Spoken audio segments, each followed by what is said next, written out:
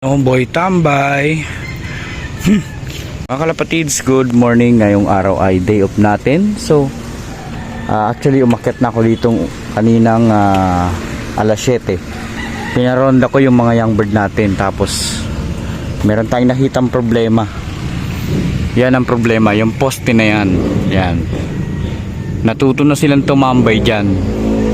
Ngayon, ano ba yung action plan na gagawin natin? So kanina nagkuskus ako dito ng mga tain nila. Medyo malinis-linis na yan. Medyo lang. Tapos nilipat ko yung dito, yung breeder natin dito. Nilipat ko para di na ako maglalagay ng pagkain dyan. Di ako naglagay ng pagkain doon sa blue nilang kainan. Wala silang pagkain dito sa labas. So isa yan sa sistema na gagawin natin, na ituturo natin sa kanila kasi tumatambay na sila doon. Yan o. Yan. Napakahirap. Napakahirap nilang papasukin. Ituturo natin sa kanila talaga dapat yung after Ramonda pumasok sila agad. So paano natin gagawin yon? Ayun, dyan papasok yung sistema natin na gutom system. Hindi naman natin sila gugutumin totally, pero ililesin natin yung pagkain nila. Kaya hindi ako nagtira ng mga pagkain dyan sa mga kainan na yan. Tapos para di sila mabusog dito sa labas, para pag pinaronda natin sila, papasok sila agad. Yung mga young bird natin naglulugon. Ayan, ayaw Ramonda kanina.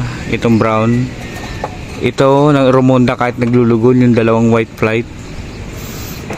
Tapos itong puti, ito grabe, nahawaan talaga to ng natin.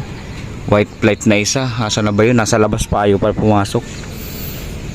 Ano talaga, kaya ayaw ko pasamahin yun talaga sa ronda. Kaso lang nakawala siya, naisama sa ronda. Tapos dumapo dun dyan sa poste na yan. Tumambay sila dyan lahat, 6. So yun yung gagawin nating sistema ngayon, kung paano sila papasukin ng mabilis. Tapos naglagay na rin ako dito ng harang.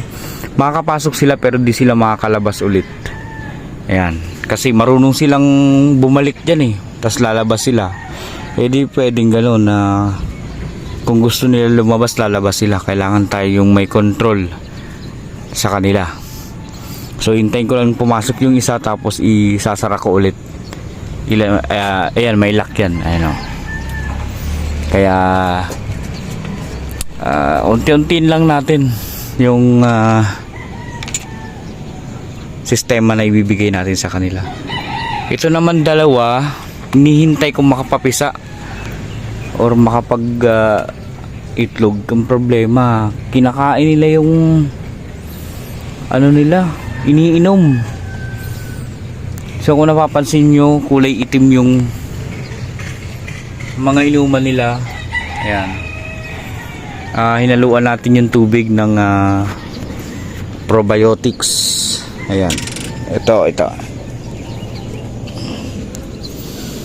yan, Lawrence Probiotics.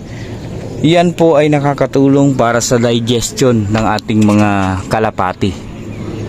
Para pa sa binibigay nating mga vitamins para di sila magkasakit. Although dito sa loop natin, isa lang naman nagkasakit dito, pero naka-recover na siya pa konti-konti. Yung white plate na nasa labas, asa na ba yun? Yung binidyoan ko, nasa unang video, siya yun. Yan. So yun lang, mamaya ulit.